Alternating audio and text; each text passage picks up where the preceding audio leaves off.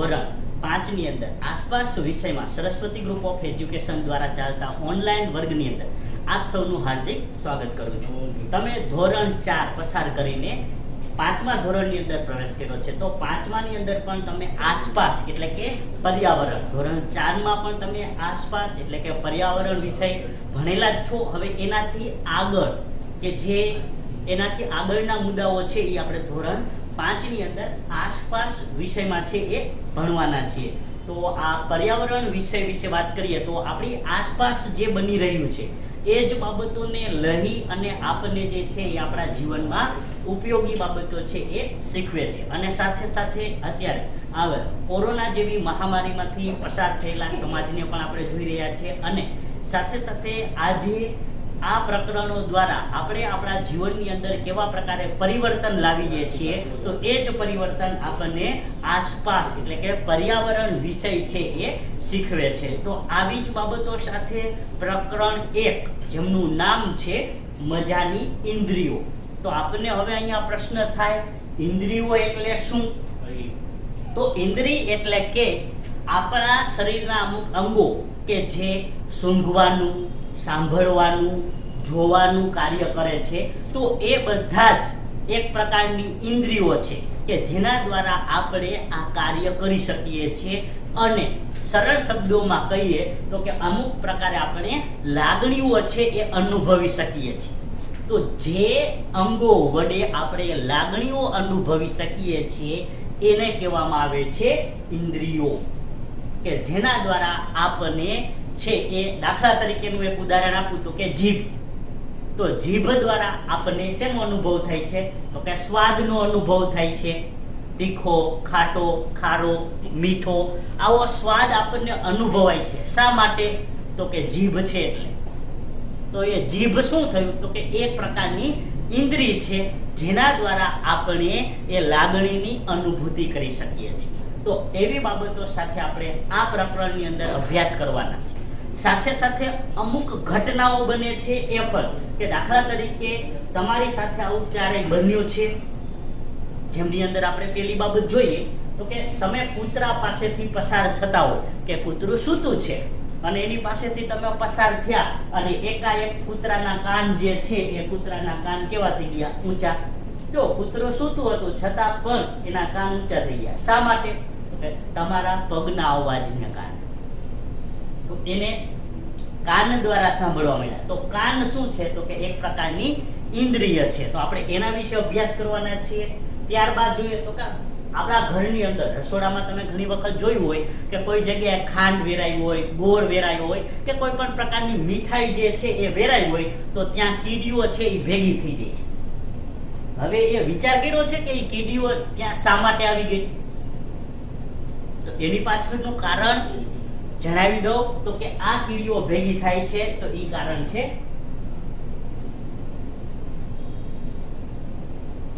સુગંધ. કીડીઓને આ મીઠાઈની સુગંધ આવે છે એટલા માટે કીડીઓ છે એ ત્યાં ભેગી થઈ જાય છે. તો આપણને સુગંધ શેના દ્વારા આવે છે? નાક. તો નાક એક પ્રકારની ઇન્દ્રિય છે. તો આ રીતે કીડીઓ ભેગી થઈ જાય છે તો એની પાછળ કારણભૂત છે ઇન્દ્રિયો. તો આવી ઇન્દ્રિયો વિશે આપણે અભ્યાસ કરવાના છીએ. ત્યારબાદ અલગ અલગ પ્રકારના જે સ્વાદ, તમે જાણતા નહીં હોય 6 પ્રકારના સ્વાદ છે, તો આપણે એના વિશે જોઈશું. ત્યારબાદ ગંધ, જેને આપણે સુગંધ પણ કહીએ છીએ. તો એવી પ્રકારની ગંધ જે આપણને ગમતી હોય એ સુગંધ, અને જે ગંધ જો એ ગંધ જ છે પણ એ આપણને નથી ગમતી એટલે આપણે એને શું કહીએ છીએ? દુર્ગંધ. તો એના વિશે આપણે જોઈશું. અને એવી જ રીતે કોઈ પણ ભીડવાળી જગ્યા પર જાય તો આપણને બેચેનીનો અનુભવ થાય છે. શું કામ? તો કે તમારી લાગણી મિલનસાર નથી, બધા વ્યક્તિઓ સાથે તમે નથી રહી શકતા. તો એ પણ તમારી આ જગ્યા એક પ્રકારની ઇન્દ્રિય જ કામ કરે છે. તો ભીડવાળી જગ્યામાં તમે કેવી લાગણી અનુભવો છો એના વિશે આપણે જોઈશું. ત્યારબાદ ઘણા બધા પક્ષીઓ જોયા છે. તો એને આંખો જે છે એ આંખો, આપણે માણસ છે તો આપણી આંખો સામે હોય, જ્યારે આવા પક્ષીઓ છે તો એની આંખો ક્યાં હોય? તો કે બાજુ પર. એમની આંખો જે છે એ બાજુ પર આવેલી છે છતાં એ જોઈ શકે છે, મોઢા ઉપર જ નથી, એની આંખો બાજુમાં છે પક્ષીઓની. અમુક પક્ષીઓની માણસની જેમ છે. દાખલા તરીકે ઘુવડ જોઈએ તો ઘુવડની આંખો માણસની જેમ સામે જ છે, પરંતુ અમુક પ્રાણીઓ અને અમુક પક્ષીઓની આંખો સાઈડ પર રહેલી છે, છતાંય એ જોઈ શકે છે. તો આવા પ્રાણીઓ અને પક્ષીઓ વિશે આપણે ચર્ચા કરીશું. ત્યારબાદ પ્રાણીઓના અવાજ દ્વારા, કે પ્રાણીઓ છે તો એ પ્રાણીઓ પછી એ જળચર હોય, ખેચર હોય, તો આવા પ્રાણીઓ અવાજ દ્વારા સંદેશો મોકલે છે. માણસ છે એ બોલી શકે છે, એટલે આપણે આપણી વાત બીજાને સમજાવી શકીએ છીએ. પણ પ્રાણીઓ અને પક્ષીઓ, કે તમે પંચતંત્રની વાર્તા જોઈએ છે, એ બોલે છે, પણ એની ભાષા આપણે સમજી શકતા નથી. તો પ્રાણીઓ જે પોતાનું વાતચીત એકબીજા સાથે કરતા હોય તો એનું કારણ છે અવાજ. તો કે એ પોતાના અવાજ દ્વારા એકબીજાને સંદેશા છે એ મોકલતા હોય છે, કે જેના કારણે એક એના જેવું જ પ્રાણી હોય બીજું તો એ સમજી શકે. તો એ અવાજ દ્વારા જે છે એ સંદેશાઓ મોકલે છે. તો સંદેશા મોકલવા એ પણ એક પ્રકારની ઇન્દ્રિયોથી જ શક્ય બને છે, એટલે કે બોલવું, તો એ પણ એક પ્રકારની ઇન્દ્રિય છે. તો એના વિશે આપણે અભ્યાસ કરીશું. સાથે સાથે આ પ્રકરણની અંદર એક જે પ્રાણી છે જેમનું નામ છે સ્લોથ, તો એ સ્લોથ નામના પ્રાણી વિશે અભ્યાસ કરવાના છીએ. ત્યારબાદ આપણા રાષ્ટ્રીય પ્રાણી વાઘ, તો વાઘ વિશે પણ આપણે અવનવી માહિતી છે એ મેળવવાના છીએ. કે વાઘ છે તો એ વાઘ શિકાર કરે છે, તો એ શિકાર માટે કઈ બાબત એની જવાબદાર છે, જે પણ એક ઇન્દ્રિય સાથે જોડાયેલી છે. તો આવી ઇન્દ્રિયોમાં વાઘ વિશે આપણે જોવાના છીએ. ત્યારબાદ પ્રાણીઓને રક્ષણ, અભયારણ્ય દ્વારા પ્રાણીઓનું રક્ષણ કરવામાં આવે છે, તો એવા અભયારણ્ય એટલે કે સુરક્ષિત વિસ્તારો વિશેની પણ આપણે વાત કરવાના છીએ. સાથે સાથે આ પ્રાણીઓ છે એટલે કે સ્લોથ, વાઘ, ગાય અને બીજા અન્ય પ્રાણીઓ વિશે પણ, કે એને કેટલો સમય સુધી એ જાગે છે અને એને ઊંઘવાનો સમય જે છે એ સમય કેટલો હોય છે,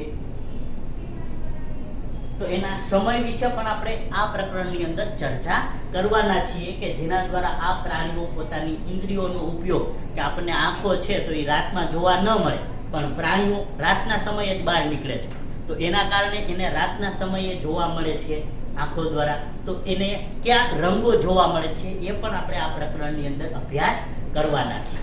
તો આપણે આ પ્રકરણની અંદર આટલા મુદ્દા વિશે ચર્ચા કરવાના છીએ. હવે આ જ મુદ્દાઓને સરસ રીતે આપણે પીપીટી દ્વારા ચિત્ર વડે સમજૂતી મેળવીએ. આપણે પીપીટી દ્વારા સરસ મજાની ઇન્દ્રિયો વિશે આપણે સમજૂતી મેળવીએ. તો આવી મજાની ઇન્દ્રિયો જે છે, તો ઇન્દ્રિયો કઈ કઈ છે એ આપણે જોઈએ. તો સૌપ્રથમ પહેલી બાબત જોઈએ તો આપણી પહેલી ઇન્દ્રિય છે, ચિત્રમાં તમે જોઈ શકો છો, સુંદર મજાની આંખો.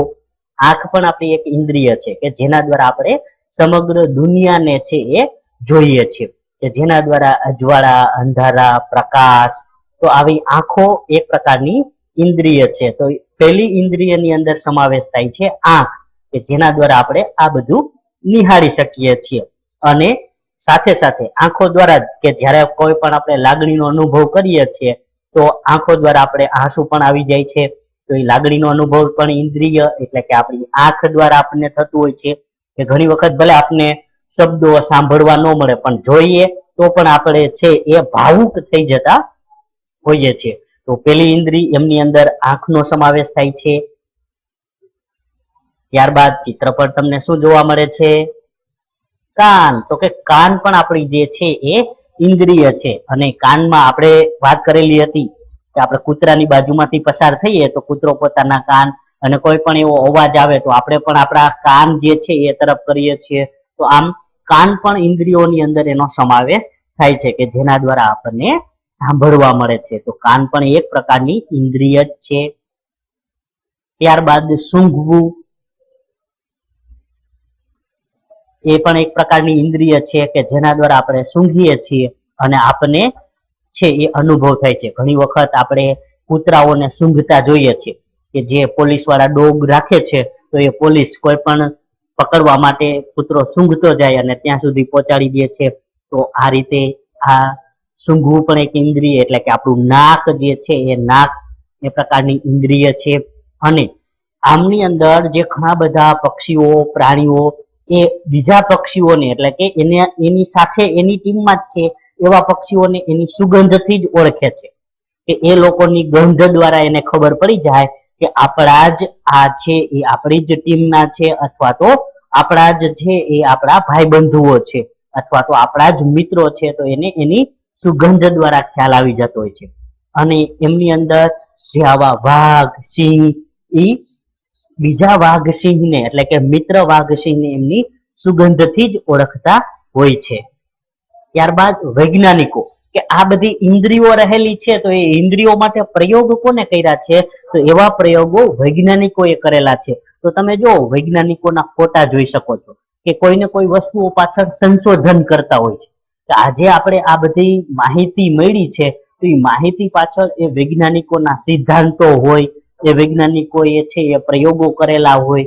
દાખલા તરીકે આપણે અત્યારે કોરોના જેવી બીમારી છે, તો એમની અંદર જો એમને વેક્સિન શોધી, તો એ વેક્સિન માટેના પ્રયત્ન કર્યા હોય અને પછી એને ખ્યાલ આવ્યો કે ભાઈ આના માટે આ વેક્સિન દ્વારા રક્ષણ મળે છે. તો આવા વૈજ્ઞાનિકો અને વૈજ્ઞાનિકો દ્વારા જો પ્રયોગ કરવામાં આવે છે, તો આવા આ પણ કે એ ઇન્દ્રિયોને જ આભારી છે કે એને જો આંખથી જોવે છે, ત્યારબાદ એ છે એ પોતે આ બધી વસ્તુઓ પાછળ એક પ્રયોગ કરે છે અને એના દ્વારા એ પોતાની સિદ્ધિ. ત્યારબાદ જો બાળોતિયું, તો બાળોતિયું કોને કહેવાય? કેમ કે જો આપણા પ્રકરણની અંદર જે છે એ અમુક પ્રકારના આવા શબ્દો આવવાના છે. ભીડભાડ વાળો વિસ્તાર, તો કે જ્યાં લોકોનો મોટો સમુદાય હોય, ટોળામાં લોકો હોય, તો ત્યાં જે આવી ગીચતા હોય તો એને ભીડભાડ વાળો વિસ્તાર કહેવાય.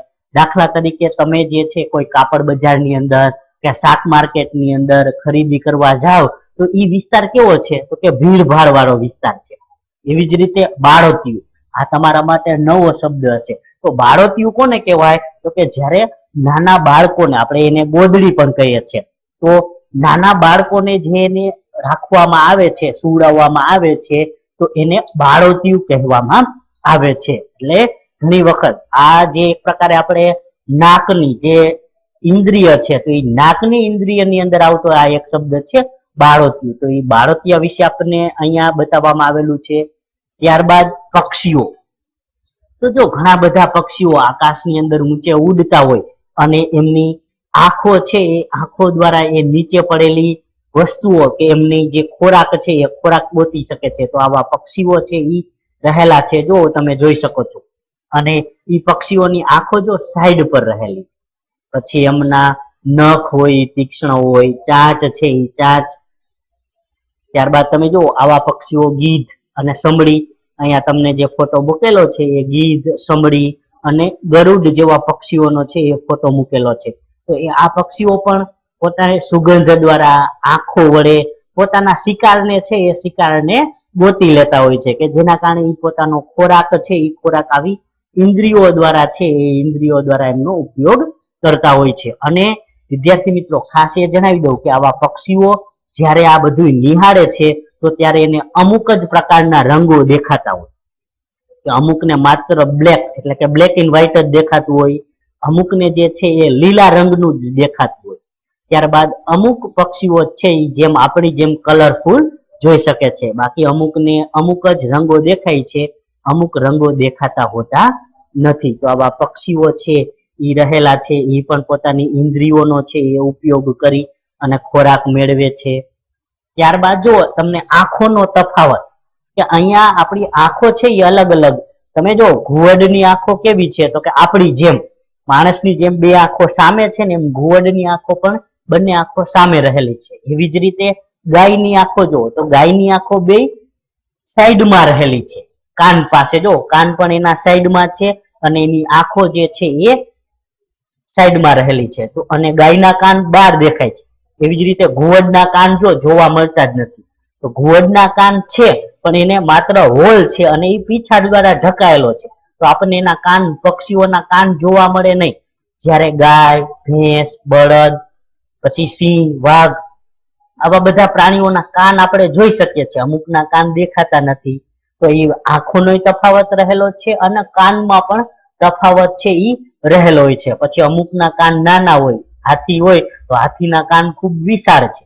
તો આ રીતે કાન, આંખની બાબતમાં તફાવત હોય છતાંય એ આવી ઇન્દ્રિયોનો એક સમાન જ ઉપયોગ છે એ ઉપયોગ કરીએ છીએ. ત્યારબાદ અહીંયા લંગૂર અને ડોલ્ફિન વિશેની વાત કરવામાં આવેલી છે. તો કે લંગૂર જે છે એ બીજા પ્રાણીઓને ઝાડ પર, જો લંગૂરનું ચિત્ર તમને બતાવું, લંગૂર એ એક પ્રકારનો વાંદરો જ છે.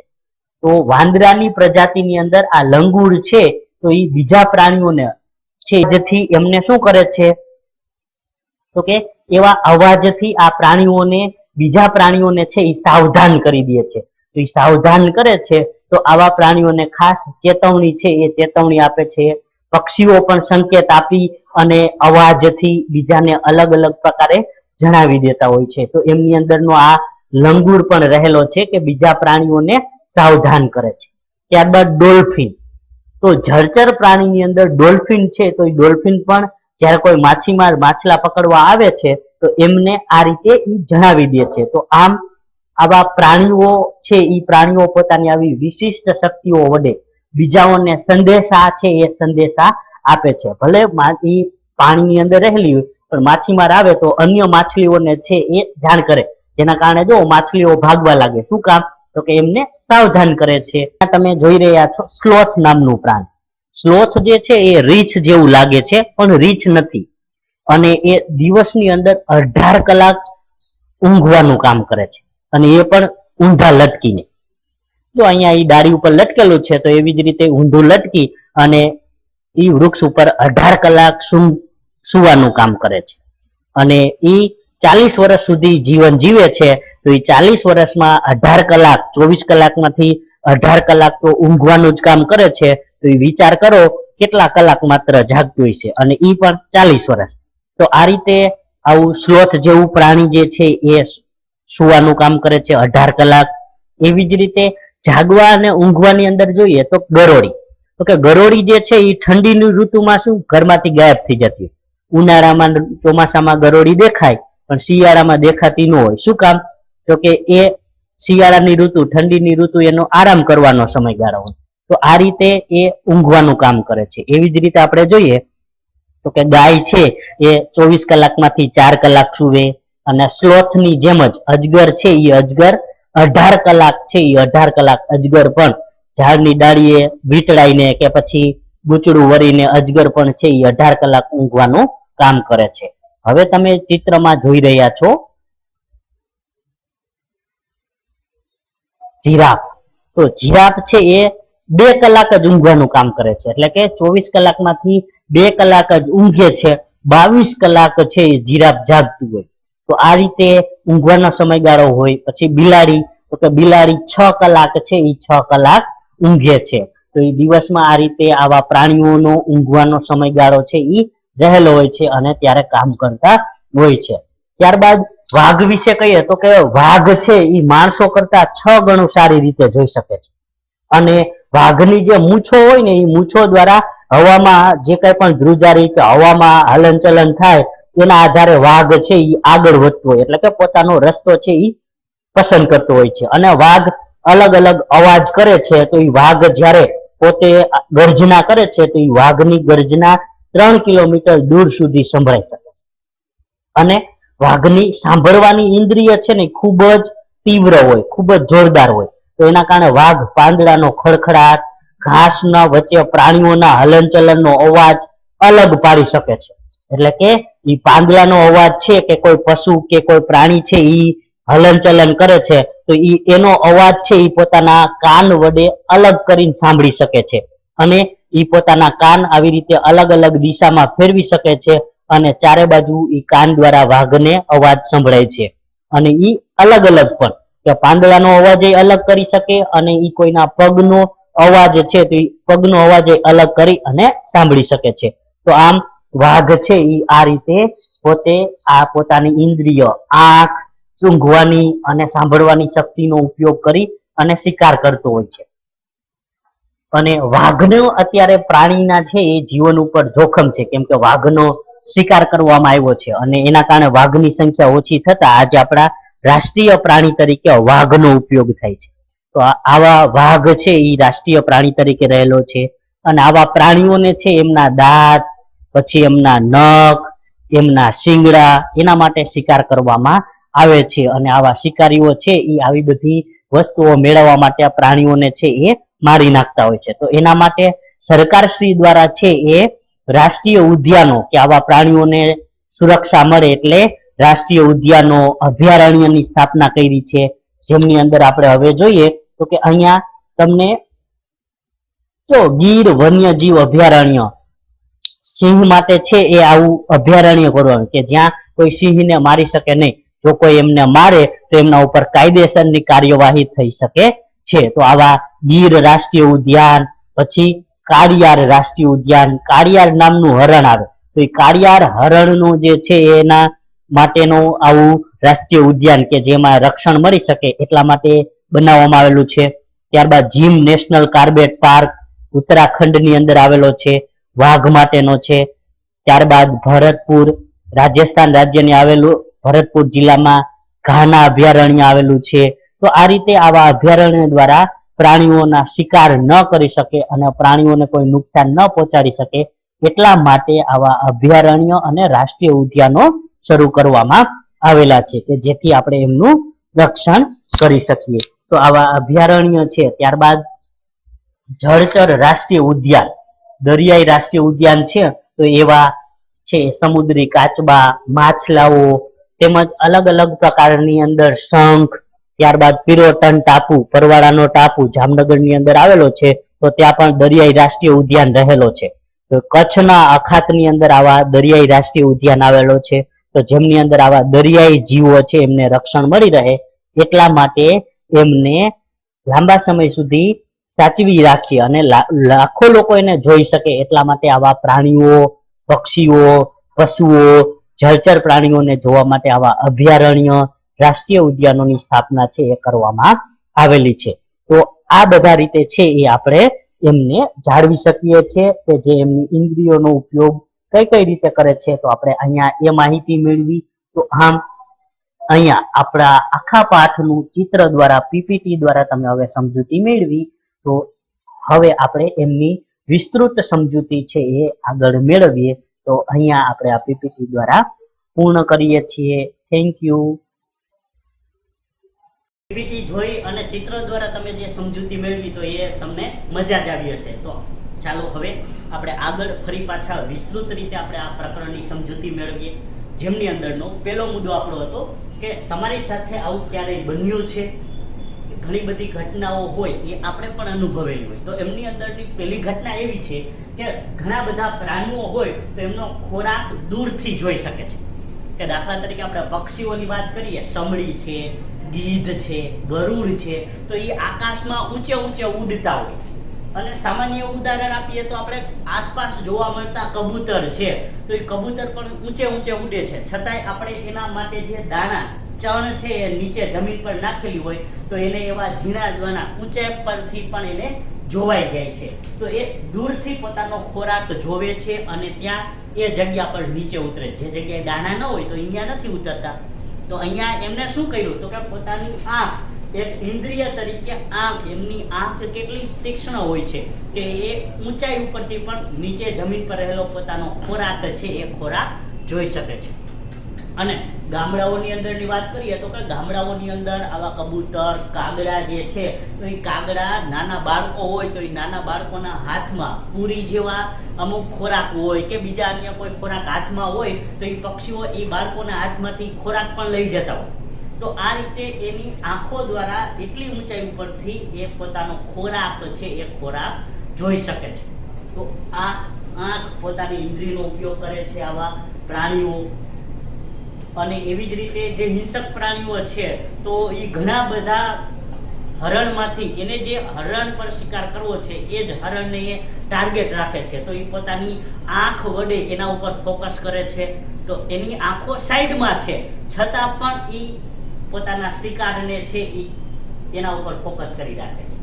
ત્યારબાદ ઘણા પ્રાણીઓ એવા હોય કે ઝીણામાં ઝીણો ગણગણાટ છે એ ગણગણાટ સાંભળી શકે છે. જેમ આપણે આગળ કૂતરાની વાત કરી કે કૂતરા પાસેથી તમે પસાર થાવ અને માત્ર તમારા પગનો અવાજ સાંભળીને કૂતરાના કાન ઊભા થઈ જાય છે. તો એ ઝીણામાં ઝીણો અવાજ છે એ સાંભળી શકે છે. અને એવી જ રીતે તમે પણ, એટલે કે આપણે બધા માણસો જે છે એના કાનમાં નાનું એવું મચ્છર છે એ ગણગણાટ કરે છે. તો જો રાતના સમયે સર્વત્ર શાંતિ હોય તો આપણે મચ્છરનો પણ ઝીણામાં ઝીણો ગણગણાટ છે એ સાંભળી શકીએ છીએ. તો એમ ઘણા બધા આવા પ્રાણીઓ અને પક્ષીઓ છે તો આવો ઝીણામાં ઝીણો અવાજ એ છે એ સાંભળી શકે છે. તો આ બાબત પણ અહીંયા ઇન્દ્રિય સાથે છે એ જોડાયેલી છે. તો આવી ઇન્દ્રિયો છે એ કાર્ય કરતી હોય છે. તો આવા પ્રાણીઓ પક્ષીઓ જે અલગ અલગ પ્રકારે અવાજ સાંભળી અને આ બધી ઇન્દ્રિયોને છે એ ઇન્દ્રિયો દ્વારા લાગણી અનુભવી શકતા હોય. તો એમની અંદર જે આવી ગંધ કે પોતાના મિત્રને કે પ્રાણીઓ છે તો એ પ્રાણીઓ એકબીજા પ્રાણીઓને ઓળખી શકે છે, કેમ કે એ તો બધા એક સરખા જ લાગે છે, છતાં એ બીજાને કેમ ઓળખી શકે છે? તો કે એના માટે એ પોતાના મિત્રની ગંધથી, કે એક કીડી હોય તો એ બીજી એની મિત્ર કીડીઓને ઓળખી શકે છે. શા માટે? તો કે એમની ગંધ હોય એટલા માટે. કે દાખલા તરીકે કોઈ દરની અંદર કીડીઓ રહે છે તો એ કીડીઓમાં રક્ષક કીડી હોય તો એ રક્ષક કીડી જે દરની અંદર કીડીઓ રહેતી હોય એ કીડીને જ આવવા દે છે, બીજી કીડીઓને કેમ રોકી લે છે? તો એની પાછળનું કારણ છે ગંધ. કે એ દરેક પોતાની અલગ અલગ ગંધ છે એમને આવતી હોય કે એ નાક દ્વારા સૂંઘી લે. તો એ આ રીતે એ પોતાના દરની અંદર રહેતી કીડીઓ કે પોતાની મિત્ર કીડીઓને ઓળખી શકે છે. અને એવી જ રીતે એ કીડીઓ છે એ કીડીઓ જે આ ગંધથી બીજી મિત્ર કીડીઓને શોધી અને એની સાથે છે એ જાય છે. તો આ રીતે આવી રક્ષક કીડીઓ પોતાના દરની કીડીઓને ઓળખી લે છે. અને આના માટે વૈજ્ઞાનિકો દ્વારા છે એ પ્રયોગ પણ કરવામાં આવે કે આ બાબત સાબિત થાય છે કે એ ગંધથી ઓળખે છે. તો એની પાછળનું કારણ શું છે? તો કે વૈજ્ઞાનિકોએ પ્રયોગ કર્યા અને એ પ્રયોગ કર્યા બાદ કે આવી કીડીઓ જે છે એ પોતાની એક ગંધ છોડી જાય છે. તો એ ગંધ છોડી જવાના કારણે બીજી કીડીઓ છે એમને ઓળખી જાય છે. તો આ રીતે એ પોતાની ઇન્દ્રિય નાકનો ઉપયોગ કરી અને એ પોતાના મિત્ર કે સાથીઓને છે એ ઓળખી જતી હોય છે અને એ રીતે પોતાનો રસ્તો છે એ રસ્તો પસંદ કરતી હોય છે. કીડીઓની લાઈન જતી હોય અને વચ્ચે તમે પેન્સિલ રાખી દો તો કીડી પેન્સિલને ફરીને પણ પાછી પોતાની જે છે એ રસ્તા ઉપર જ છે એ પહોંચી જાય છે. તો આ માટે આ કીડીઓ પોતાની ગંધ છોડી ગઈ હોય તો એ ગંધને અનુસરીને બીજી કીડીઓ સુધી છે એ પહોંચી જતી હોય છે. એવી જ રીતે રેશમનો કીડો છે તો એ રેશમનો જે નર કીડો હોય એટલે કે મેલ પુરુષ, તો એ નર કીડો હોય તો એ માદા કીડાને એટલે કે ફિમેલ સ્ત્રી, તો એ માદા કીડાને કિલોમીટર દૂરથી ઓળખી જાય છે. શેના કારણે? તો કે એની ગંધથી. તો એ ગંધને કારણે છે એ આમ માદા અને નર કીડા છે એ રેશમના ઓળખી જતા હોય છે.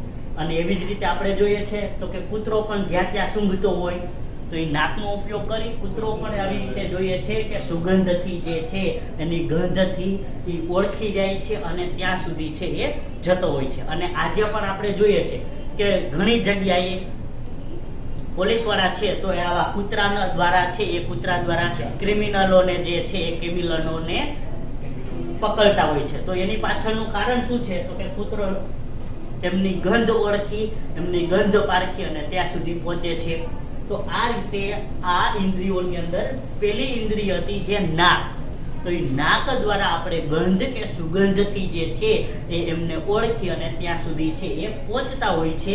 એ બાબત આપણે આ ભાગ 1 ની અંદર રાખીએ છીએ અને અહીંયા આપણું આ પહેલું સેશન પૂર્ણ કરીએ છીએ.